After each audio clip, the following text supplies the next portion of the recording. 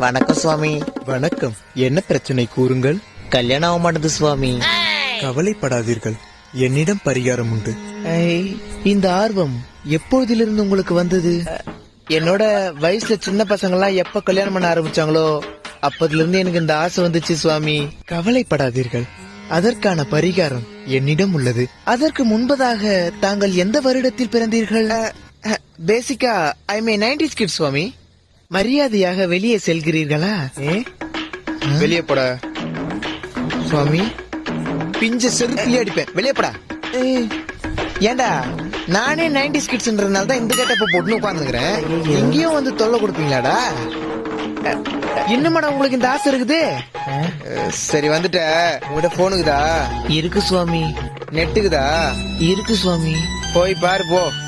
சாமி நீங்களே எப்படி சொன்னா நம்மளால தான் பண்ண முடியும்.